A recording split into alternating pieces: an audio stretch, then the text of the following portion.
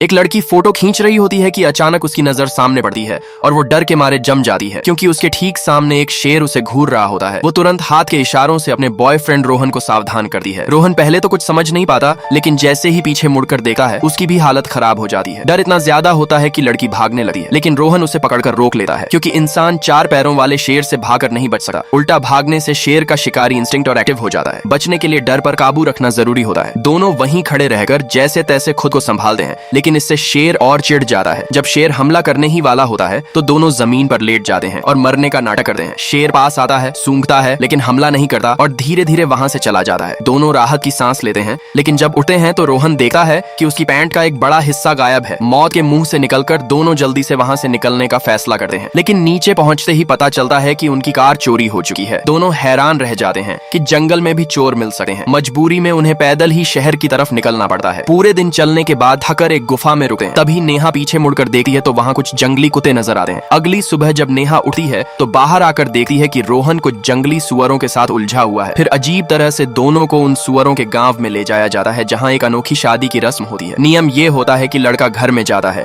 और अगर कोई लड़की उसके पीछे अंदर आ जाए तो दोनों की शादी वहीं पक्की हो जाती है। ये अजीब नियम वहां के लोकल कानून से भी सुरक्षित होता है। नेहा मजाक में रोहन को अंदर भेज देती है और खुद भी पीछे चली जाती है। इस तरह दोनों की शादी हो जाती है और बाद में वो खुशहाल जिंदगी जीने लगते हैं। अब सवाल ये है कि अगर आप कभी जंगल में शेर के सामने आ जाओ तो क्या करोगे? सबसे जरूरी है शांत रहना, भागना नहीं, खुद को बड़ा दिखाना और धीरे धीरे पीछे हटना। आंखों का संपर्क बनाए रखना, लेकिन उसे घूरना नहीं, और मौका मिले तो सुरक्षित जगह की तरफ निकल जाना। लाइक सब्सक्राइब कर देना, भगवान आपको बहुत खुशी देगा।